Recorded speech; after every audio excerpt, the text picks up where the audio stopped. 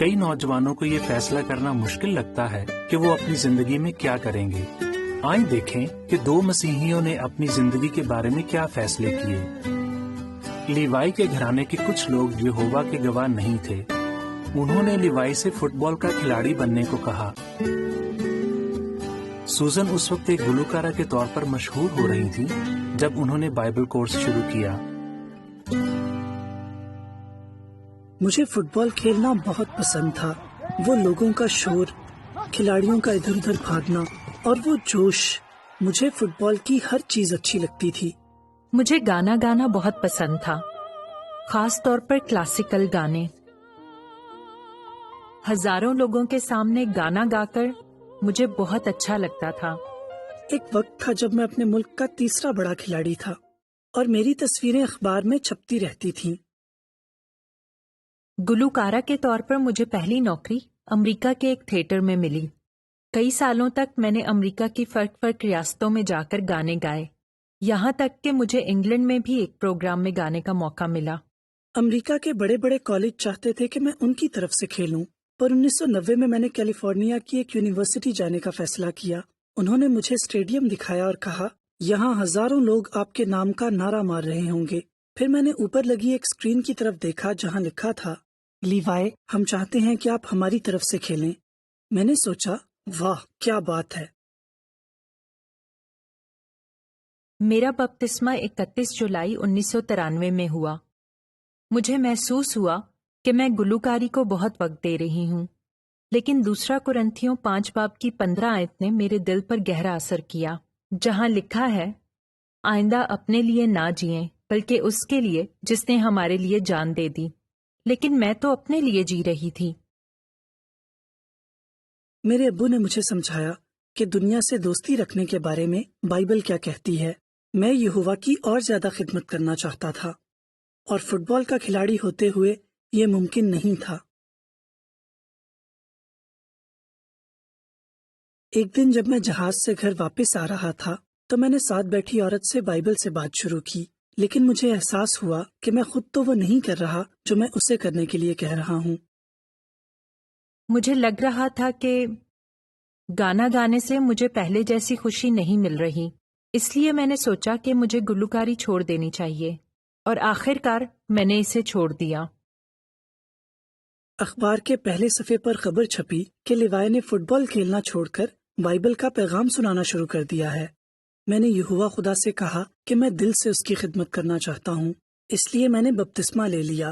1991 میں پہلکار بن گیا، اور اسی سال ہی مجھے خدمت کرنے کے لیے بیتل بلا لیا گیا۔ پھر میں نے شادی کر لی۔ میں اور میری بیوی امریکہ کے ایک شہر چلے گئے جہاں ایک کلیسیا میں ہم پچھلے 7 سال سے پہلکار کے طور پر خدمت کر رہے ہیں۔ میں پہلکار بن گئی اور اس خدمت سے مجھے بڑی خوشی ملی۔ اس کی وجہ سے میری زندگی بدل گئی۔ اسی دوران میری ملاقات کرس سے ہوئی، جو کئی سالوں سے بیتل میں خدمت کر رہے تھے۔ پھر ہماری شادی ہو گئی اور پچھلے 5 سال سے میں بھی بیتل میں خدمت کر رہی ہوں۔ اب میں آگ بجھانے والے محکمے میں کام کرتا ہوں۔ اس نوکری کی اچھی بات یہ ہے کہ میں ایک دن کام کرتا ہوں اور 2 دن چھٹی ہوتی ہے۔ اس طرح میں پہلکار کے طور پر بھی خدمت کر پاتا ہوں اور اپنی بیوی کی ضرورتیں بھی پوری کر پاتا ہوں۔ میں صفائی کے شعبے میں کام کرتی ہوں۔ یہ کام گلوکاری سے بالکل فرق ہے۔ اہم بات یہ نہیں کہ آپ بیتل میں کیا کام کرتے ہیں، بلکہ یہ ہے کہ آپ بہن بھائیوں کی مدد کرتے ہیں جو یہووا کی خدمت کرتے ہیں۔ بیتل میں کام کر کے مجھے بڑی خوشی ملتی ہے۔ مجھے یہاں صبح کی عبادت اور ہر مہینے ہونے والا بیتل لیکچر بہت پسند ہے۔ یہاں مسیح کے بھائیوں کے ساتھ مل کر کام کرنا ہمارے لیے بڑے اعزاز کی بات ہے، اور میں اس اعزاز کی دل سے قدر کرتی ہوں۔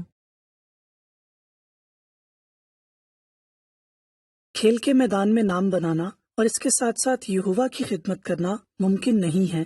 یہووا کی خدمت کرنے کے لیے ضروری ہے کہ آپ کا پورا دھیان اس پر ہو، پر ایک کھلاڑی کے طور پر آپ کا بہت سارا وقت کھیل کی مشق کرنے میں گزر جاتا ہے۔ اس لیے یہووا کی خدمت کے ساتھ ساتھ کھیل کے میدان میں نام بنانا ممکن ہی نہیں ہے۔ اگر ہم یہووا کی خدمت کرنا چاہتے ہیں تو ہمیں پورے دل سے ایسا کرنا چاہیے۔ گلوکاری کے سلسلے میں بھی ایسا ہی ہے۔ آپ ایک وقت میں 2 کشتیوں میں سوار نہیں ہو سکتے، اس لیے یا تو آپ یہوہ کی خدمت کر سکتے ہیں یا پھر گلوکاری میں نام کما سکتے ہیں۔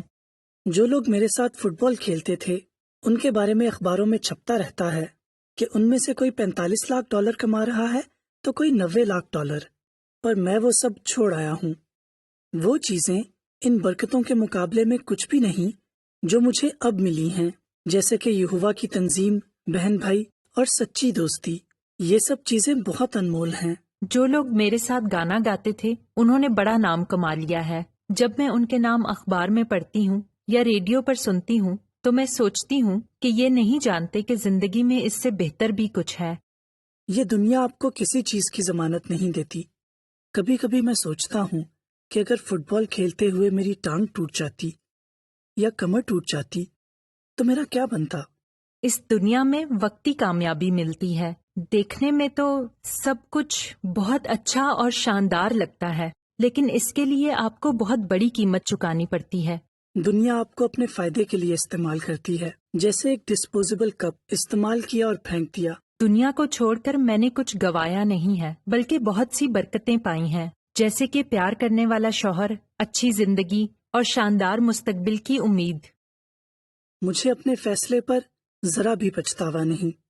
میں یہوہ کی خدمت کر کے بہت خوش ہوں، اور جو برکتیں اس نے مجھے دی ہیں وہ میری سوچ سے بھی بڑھ کر ہیں۔